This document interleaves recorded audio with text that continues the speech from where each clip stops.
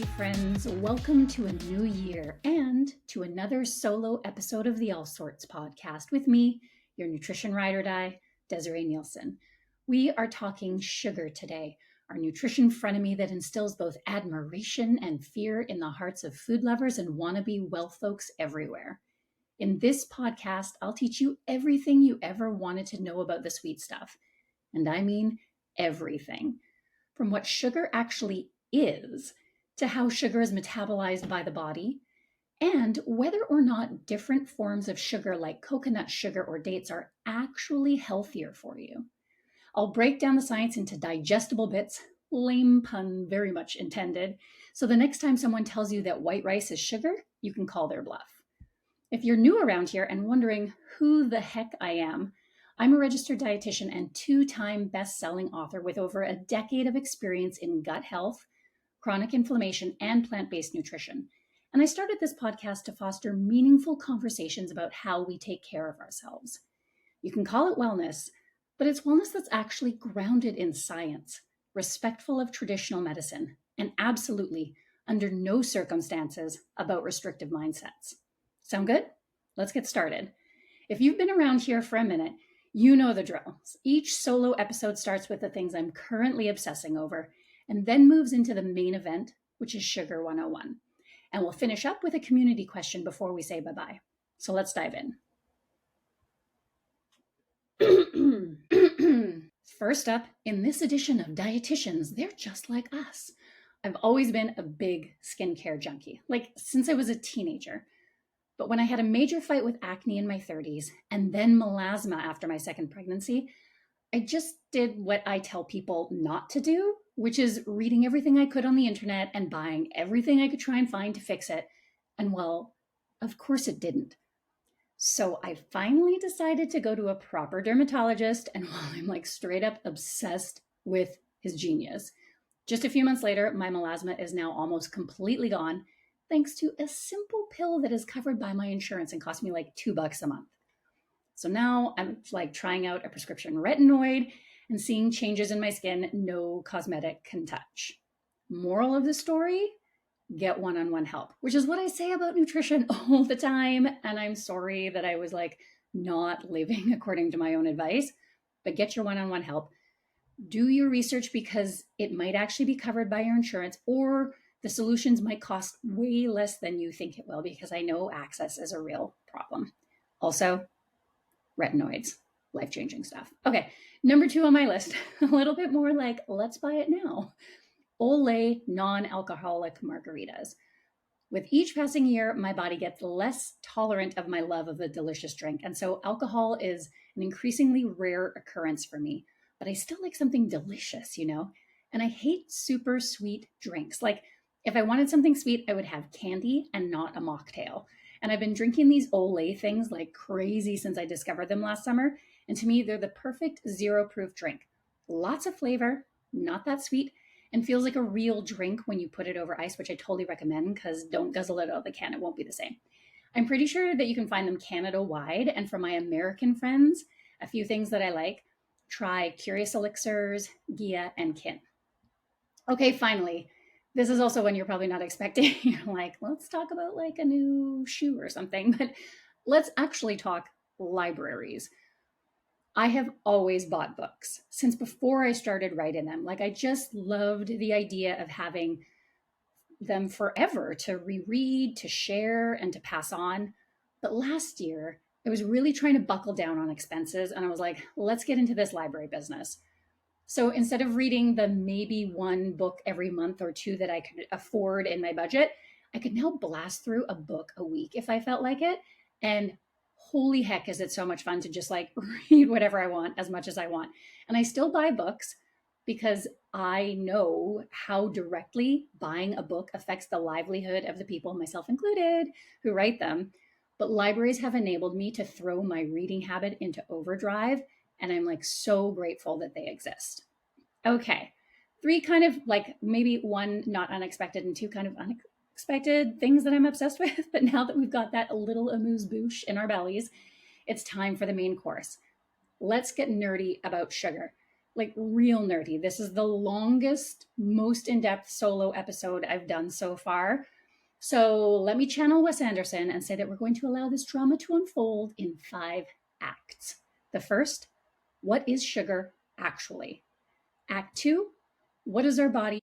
The science of sugar and our health, things like inflammation, is sugar inflammatory, or diabetes. Act 4, what about sugar alternatives like stevia or Splenda?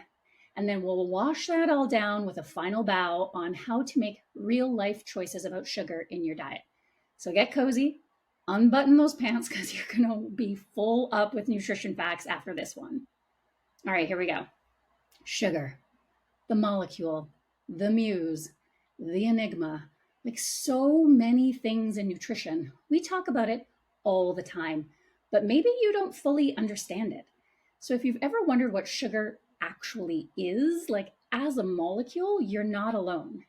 We talk about sugar like it's just one thing, but it's actually a whole category of carbohydrates, aka carbs, aka the most misunderstood nutrient of the decade.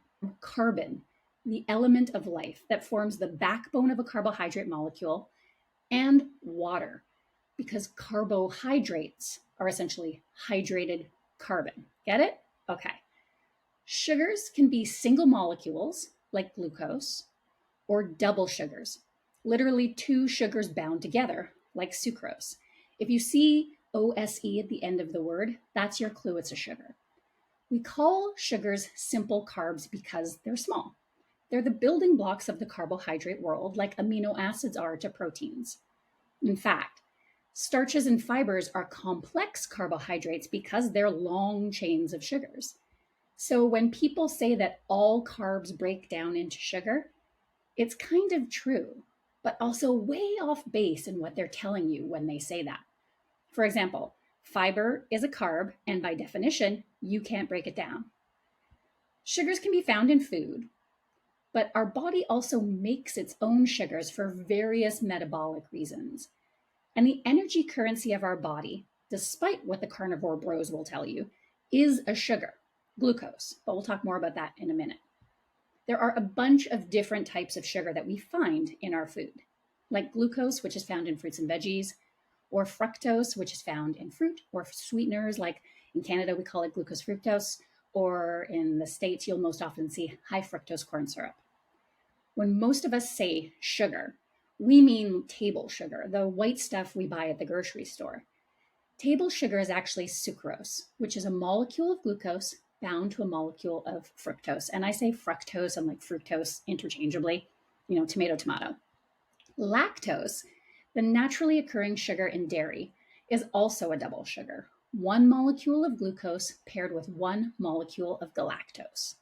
So now that we have a bit of the language, which is important because I don't want you thinking that you've got like table sugar running through your veins, let's move on to Act 2 and talk about how sugar is used by the body.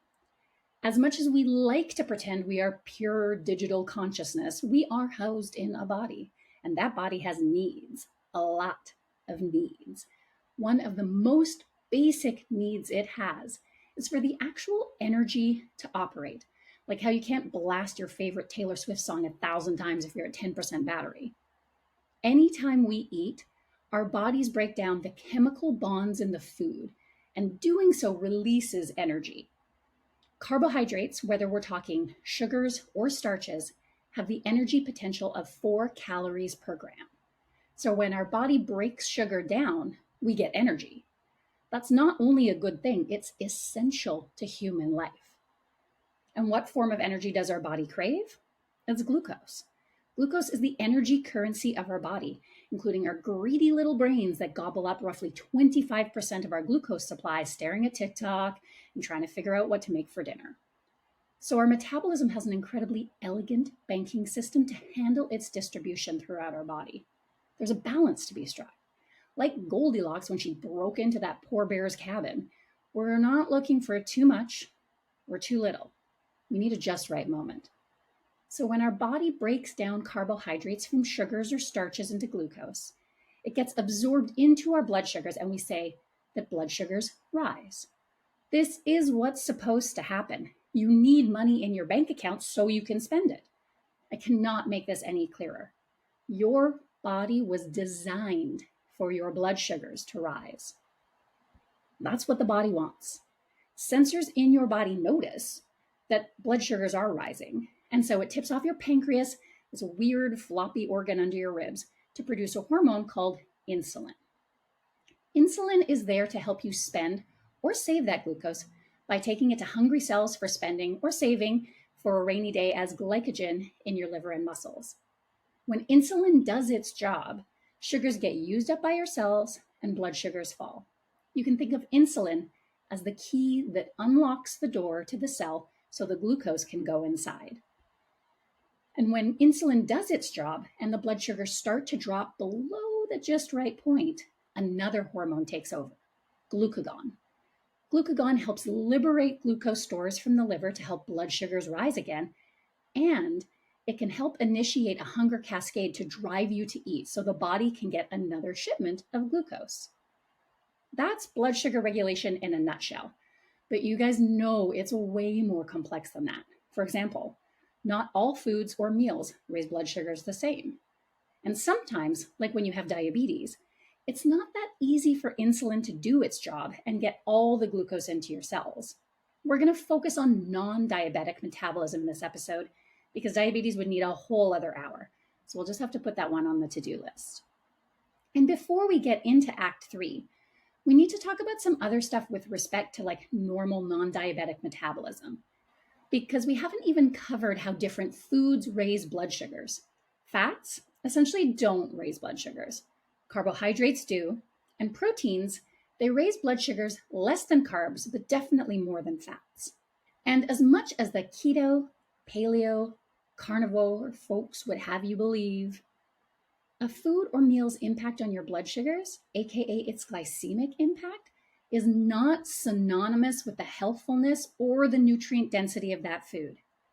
That was a mouthful. So let's go over that one again. Butter will not raise your blood sugars. It has no carbs. Blueberries will. They have carbs. That does not mean that butter is a healthier food than blueberries. I am using a very clear example here because this argument is used in some pretty slippery ways. Like how Glucose Goddess says it's healthier to eat eggs for breakfast instead of oats because the eggs won't raise your blood sugars. And like so much in this world, there is a kernel of truth here. Eggs will have minimal impact on your blood sugars in that moment. But in the long term, that breakfast will have negative health consequences that the oats just won't, including possibly raising your risk of diabetes. What? Like how? Like I said, the shiz is complex. So the shady internet folks making it sound simple, they're doing so for a reason. So obviously we need to talk about how specific foods impact our blood sugars before we look at the research around sugar and our health. We have two measures for this, the glycemic index and the glycemic load. Sounds same, but they're actually different. The glycemic index measures a reference amount, like 50 grams of a food, and compares it to the same amount of white sugar. Anything that gets a GI of 55 and under is considered low glycemic. Anything that gets 70 or more is high glycemic. But this data isn't perfect because it doesn't take into account how many actual carbs the food has, just the ability of those carbs to raise blood sugar, which is why glycemic load exists. It takes the GI and tempers it with the actual carb count of a food. So a higher GI food like watermelon, which actually has very few carbs per serving, has a low glycemic load.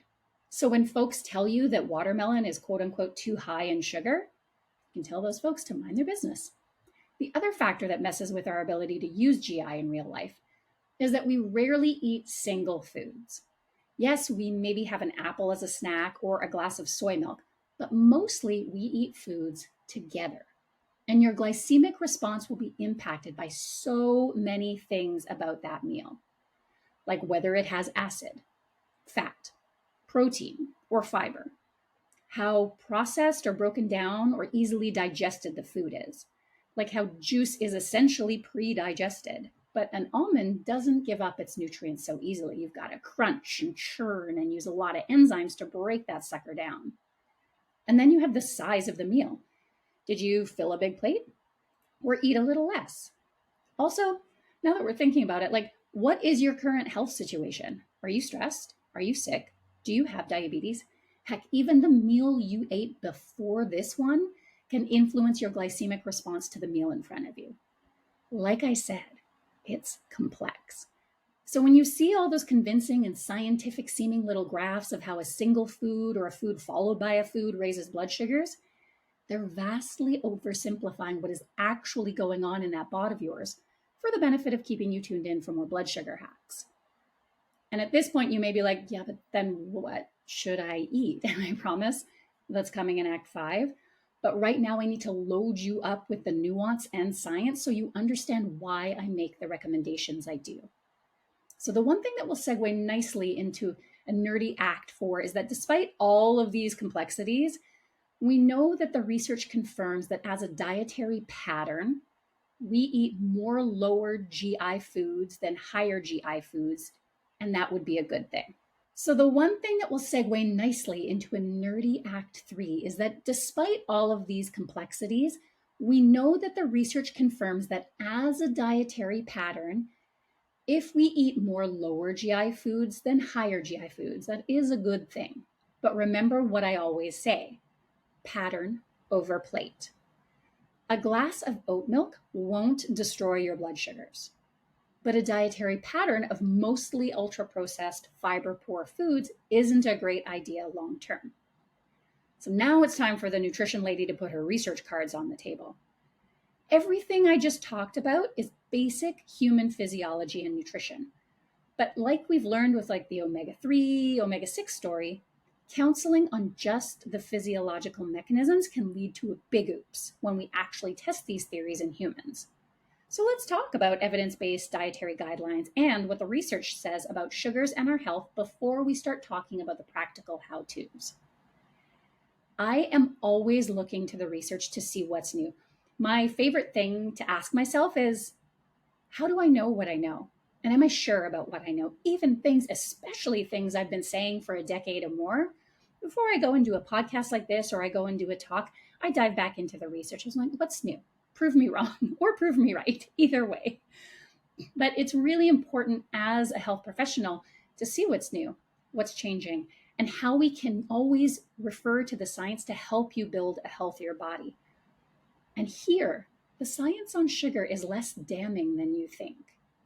For example, there's essentially no evidence, that's right, no evidence that eating a healthy, moderate glycemic dietary pattern with occasional sugar, like a weekend ice cream or a couple of cookies on a Tuesday, will cause you any harm. What does exist is research that shows us as our overall glycemic impact of our diet increases, there are actual risks.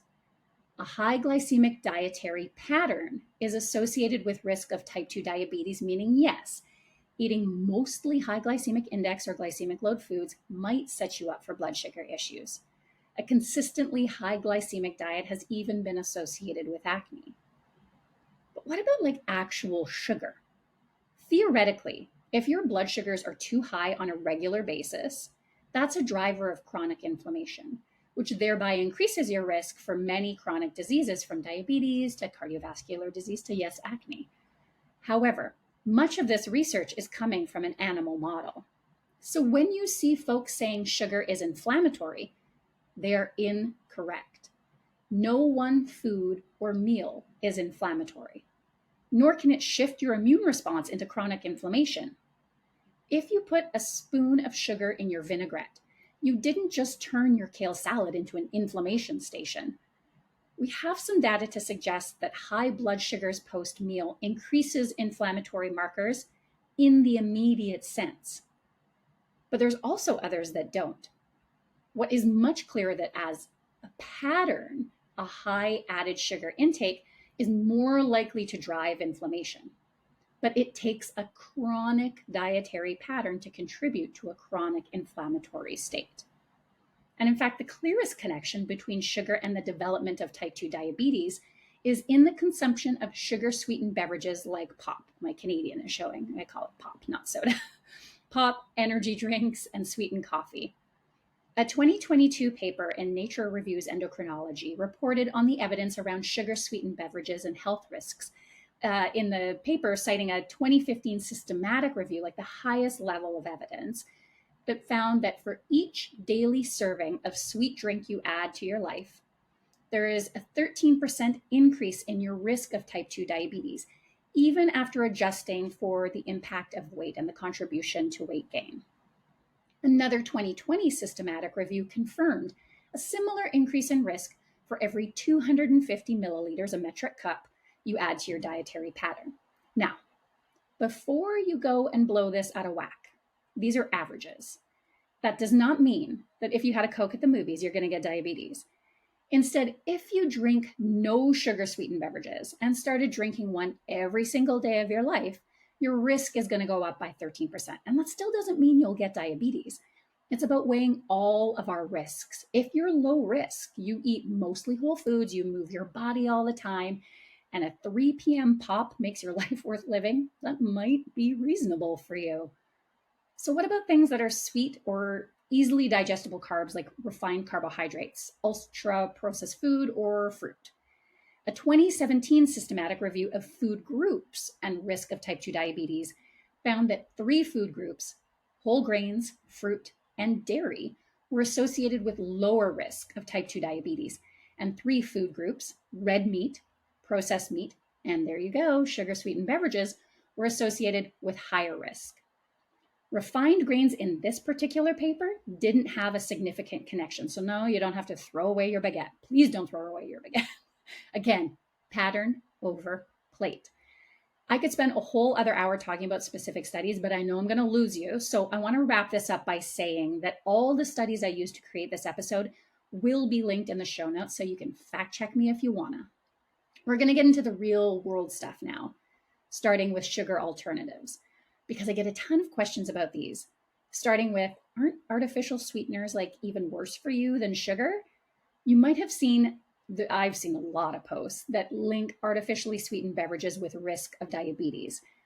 And as with much of the information on the internet, it always starts with a grain of truth that then gets massively blown out of proportion. We do actually have studies that suggest an increased association between artificially sweetened drinks and diabetes. But here's the thing, association is not causation. For example, people who are worried about their blood sugars or their weight often choose artificially sweetened drinks to avoid sugar. So there will be an association between people with diabetes and these drinks. But it wasn't the drinks that caused their physical situation. You know what I'm saying? And if you've seen the one about aspartame being a carcinogen, aspartame is a 0-calorie sweetener made out of amino acids. And the World Health Organization called it a possible carcinogen, which could take me the whole rest of the episode to explain fully. But American Cancer Society did a really good job of debunking this whole WHO Group 2B carcinogen situation. So I've also linked that one in the show notes. Essentially, the WHO made this call based on some conflicting animal studies, and this 2B classification does not actually mean aspartame is likely to give you cancer. But let's just say, like, theoretically, it was possible. The dose you would need is excessive, like more than a dozen cans a day, every single day. I don't know. Are you doing that? I'm not doing that. Like, I love a Coke Zero every now and then, but like 12 would feel a bit excessive. What's more, other regulatory bodies, many other regulatory bodies, including the European Food Safety Authority, do not agree with this classification. And I specifically use that example because I know how we love to use the "this is banned in Europe" trope. So no, they're still living Coke Zero in Paris too. And really, the only folks who need to avoid aspartame are those who A, don't like the taste of it, I get it, and B, have a genetic condition called PKU because they actually can't metabolize it. It's dangerous for them. But there's also one more sweeteners myth I want to bust before I get into how to use or not use alternative sweeteners in our daily diet. And that's the one about erythritol. Because pretty recently the press had a field day with this 2023 study in the journal called Nature Medicine. It's a big journal. And this linked circulating levels of erythritol, which is a sugar alcohol, to heart disease. But there's a big problem here. The body also makes erythritol. And in that study, the scientists didn't bother asking folks whether they'd consumed erythritol. So they have no proof that dietary erythritol is what caused the higher circulating blood levels of erythritol. And in fact, it could be that the blood levels of erythritol had more to do with their age or their blood sugar regulation instead. So now that we've got these bigger myths out of the way, we can talk about how to use these sweeteners in your everyday life. My philosophy is to eat fewer sweets in general and let your taste buds slowly adapt to less sweet food. Now, one of the things I do most often in practice is say, if someone gets like a venti caramel latte or whatever, I will say, okay, you're going to ask for it half sweet, and you are going to drink that half sweet drink that's not quite going to light up your taste buds in your brain the same way that full sweet drink did, but you're going to do it until your taste buds adjust. And they do. And then some people find after that, they can go down to a latte. I mean, maybe they want to stay half sweet, but other people are like, wow, even that started feeling too sweet. And now I drink a latte. So taste buds can change.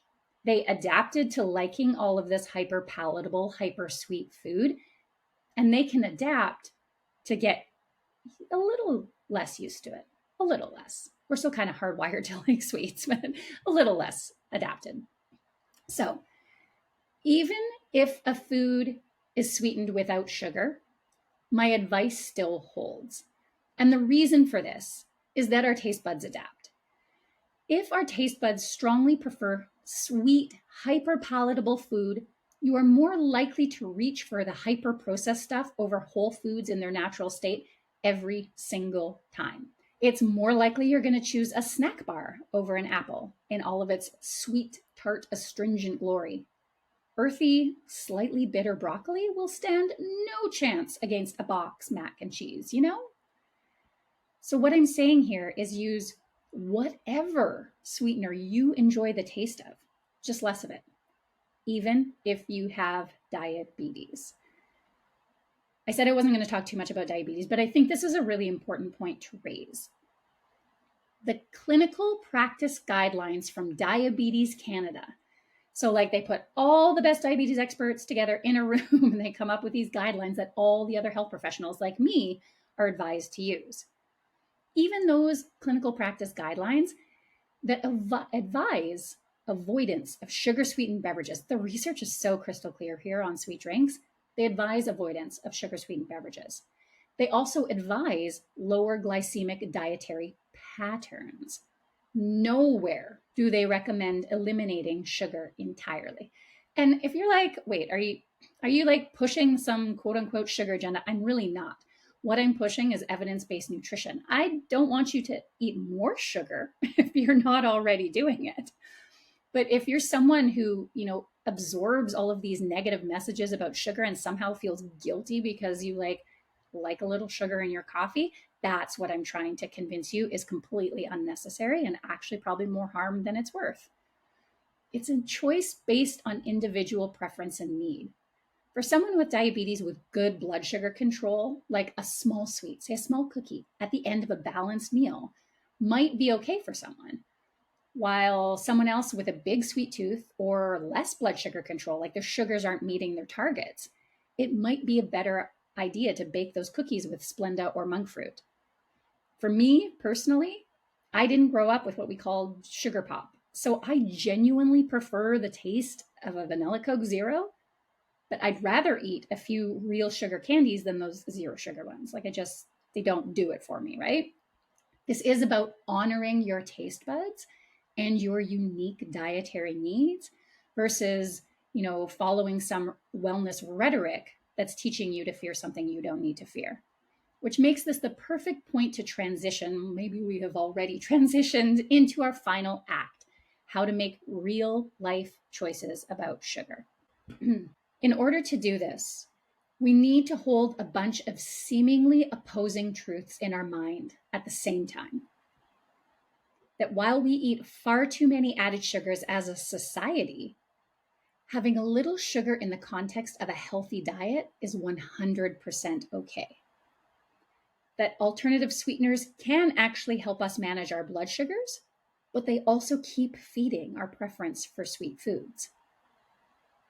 That high glycemic dietary patterns are associated with negative health outcomes, but we don't have to avoid a food because it's quote unquote high glycemic. And now that we're firmly planted in the garden of nuance, we can search for some official recommendations. Like, what do the most trusted authorities suggest in terms of sugar consumption for otherwise healthy folks? The World Health Organization, I know, here we go again, but the World Health Organization advises consuming less than 10% of your daily calories as added sugars. And while not all agree with that advice, most do. However, as a dietitian who doesn't encourage counting calories, it's a wee bit less helpful than you might expect, because how do you figure that number out? Which is why I really like the American Heart Association's guidelines. They give it to you in absolute numbers, which are unfortunately gendered, but I'm going to ungender them right after, so bear with me. So the AHA recommends that men consume no more than 36 grams of added sugars, which is the equivalent of 9 teaspoons of added sugars. For women, that number is 25 grams or 6 teaspoons. This is super helpful if you live in a country like the US that clearly labels added sugars on nutrition facts. Unfortunately, that's not us in Canada. That's for another time. But let's talk about what these guidelines really mean. How much food do you need? Like, that's what they're saying. Like, for many of our guidelines, when we distribute them into like, this is for men and this is for women, it's based on some assumptions that men have larger bodies and higher metabolic rates and need more food. So how much food you need dictates how much sugar you can eat. So if you're larger, more active, say a 6-foot tall marathoner, that 36 gram number is for you. If you're smaller and less active, say a 5'4" desk jockey, that 25 gram number is for you. And for anyone fearful of sugar at this point, recognize this is a daily recommendation. The American Heart Association wants to help you prevent heart disease. And they're telling you, even to do that, you can still have this sugar in your budget. This is a budget. Obviously, you don't have to use it all. You're not really like, oh, I'm not meeting my daily recommended sugar. No, it's not like vitamin D or iron. Like, you don't have to eat that much. But what I hope it does is reassure you that having a little bit of dark chocolate every night after dinner or a spoonful of sugar in your salad dressing or your morning cappuccino is like no big deal. And of course, sometimes you might go over that daily amount. Pattern over plate, right? Now, I recommend that you are cautious. You know, if we're going to talk sugar as a whole, we also have to specifically talk about sugar-sweetened beverages. I do recommend that you're cautious about sugar-sweetened beverage intake. Like I said before, if you generally eat a balanced diet and that one soda a day is your thing, maybe. If it's one of those tiny cans, even better. But the major reason for this is that a single 355 ml can, is that like 12 ounces, 11 ounces, something like that? I'm Canadian, don't hold it against me. But that single can of Coke is 39 grams of added sugars. It's more than your daily budget all on its own. Another reason why sugar-sweetened beverages are a bigger issue than just sugar is that liquid sugar calories do a better job of raising your blood sugars. Maybe I hate saying this word because of the internet now, but it's like, it will actually spike your blood sugars. Like, what does a blood sugar spike look like? It looks like you after a can of Coke. They will also, those liquid calories, do absolutely nothing to quell your hunger in the same way that like a nice brownie would. The other thing I need to be crystal clear about is that the only recommendation of avoidance or caution is around sugar-sweetened beverages and added sugars. This is sugar, but it's also brown sugar, which is just white sugar with molasses added to it. But it's also coconut sugar and honey and fruit juice concentrates. And that's maybe something we need to clear up as well. Sugar is sugar. Like, if someone calls their cookie recipe quote unquote healthy because it contains 2 cups of dates or coconut sugar instead of refined white sugar, that's a nope. Sugar is sugar. Use the one you love and use less of it. Yes, dates have fiber, and you know I love fiber. You know I love dates too. Like, I'm not saying this to rag on dates and be like, don't eat dates. I'm saying this to prove a very clear point. Dates still raise your blood sugars. Sugar raises blood sugars. Dates raise blood sugars. Coconut sugar raises blood sugars. Yes, maple syrup has tiny amounts of minerals in it, but you'd need to like drink it in order to get minerals in meaningful amounts, which obviously I do not recommend. Choose the sweetener you love and use less of it. Finally, I promise, on this topic, while we're going to be mindful of added sugars, you know what we're absolutely not limiting? Naturally occurring sugars in fruit, vegetables, dairy if you consume it, whole grains. It's just not a thing. The next time some internet weirdo tells you that carrots or beets or bananas have too much sugar, go tell them where to stick that banana. Whew. Okay, we did it. Sugar 101.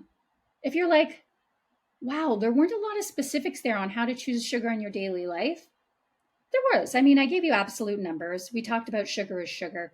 We also talked about using less of it and training down your sweet tooth. But I think that is the point. The amount of hullabaloo around sugar, like there's got to be 75 rules. And if, the moon is full, you can have coconut sugar, but like only before noon. Like all of that is hooey. We know what healthy eating looks like when we close our eyes. More plants, more whole foods. And whatever you're eating just occasionally, we're not sweating the small stuff. Like it's just not a thing. The majority of our diet impacts the majority of our health. Like that's just how it works. So before we say goodbye, we need to go to a community question. And it's juicy as hell. And actually, I had a really hard time choosing one from all of the ones you asked over on the Allsorts Podcast Instagram. Hot tip, if you want to be able to ask these community questions, you have to go follow us on the Allsorts Podcast. It's at the Allsorts Pod on Instagram, because that's where I put the call out for these community questions. But this is the question that got asked the most, like multiple people asked it. So majority rules. How do you stop sugar cravings? Sugar cravings are way more complex than you might think. I mean, of course they are, because why is nothing easy? But I see two main drivers of sugar cravings in my practice. The first and most common is food restriction and general undereating. When we label a food as quote unquote bad and restrict our access to it, we are more likely to crave it and to overeat it when we do get access to it. Yep, that's right. Let me be clear. Denying yourself sweets leads to sugar cravings. And when folks hear this, the next thing they typically say to me is like, well, I can't just let myself eat as much as I want because I won't stop. Actually, you will. But you have to trust yourself enough to let it happen. And you can't do that like, okay, well, I'll let myself eat as much as I want, but I'll only do it on Saturdays. BS. Because you're still restricting the other 6 days a week. And when you tell your brain no, when you make something illicit, when you make something restricted, your brain will only want it more. Kind of like that limited edition shoe drop you weren't able to get, and now you blew $3,000 on the internet trying to get those shoes, I have a sneakerhead in my house. I know. Instead, you have to let yourself eat what you crave at the same time as eating all of the nourishing foods your body needs. Because this all or nothing mindset is another product of restriction-based eating. Because I see this all the time. And I've even seen pushback from wellness folks on the internet about this. And they're like, this whole just eat whatever you want thing has gone too far because that's not healthy. Make no mistake, when people have a food and weight neutral or a non-diet practice, we're not telling you to never eat a vegetable again. We are trying to make you less fearful of eating all the other things, because when you're able to just see food as food, you realize here are the nutrients I need, here are the foods that make me happy, and those things go together. Instead of all of this sort of garbage, which many of us have been absorbing since we were old enough to understand language, you have to let yourself eat what you crave at the same time. Please let me repeat it, as eating the fruits, the vegetables, the whole grains, the legumes, all these kind of things, until it becomes so normal that it loses its luster.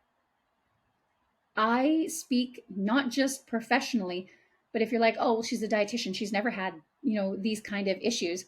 Actually, I don't know, like, gosh, it's been a while now, but for much of my life, I was the kind of person that if you put a family-sized bag of chips in front of me, I couldn't stop myself until the chips were gone.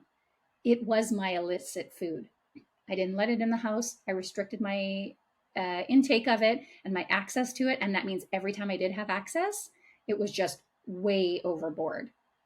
I had to let myself eat chips until I was so sick of eating chips that all of a sudden you're like, oh, sometimes I want chips, but sometimes I don't want chips. Chips can be in the house and I can have a handful. Sometimes I want more than that. Sometimes I don't want them at all.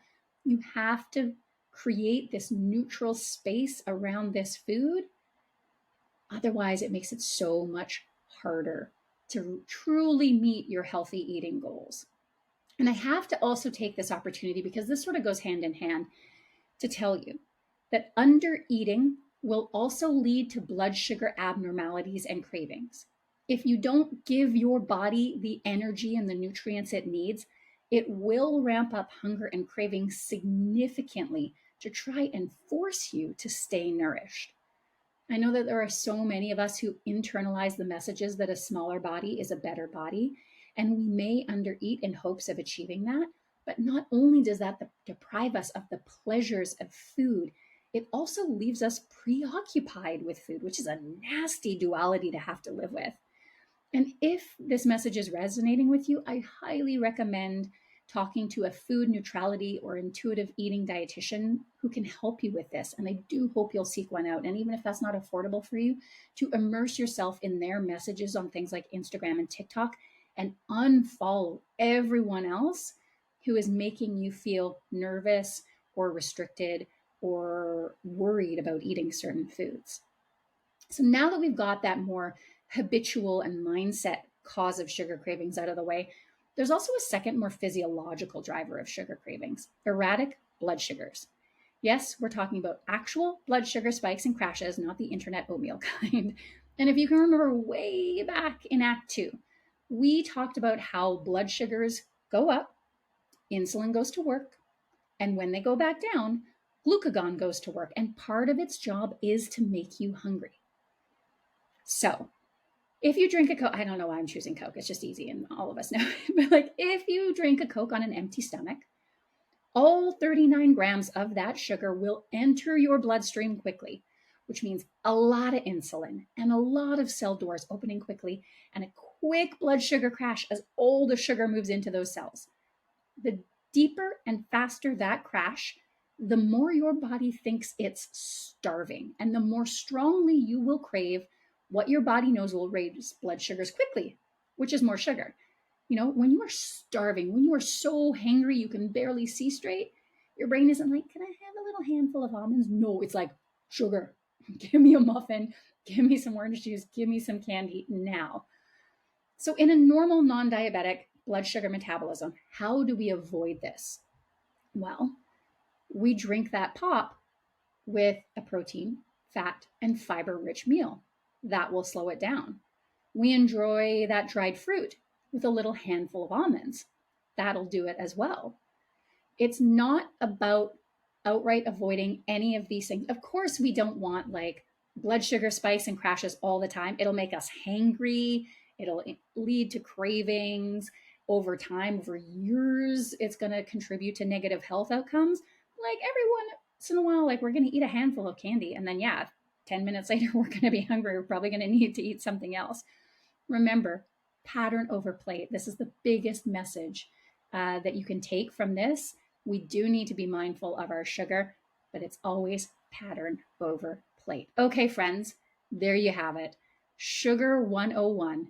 If you love the nerdy nutrition stuff, go back and check out my other solo nutrition episode on inflammation, which was actually the top episode on Spotify last year.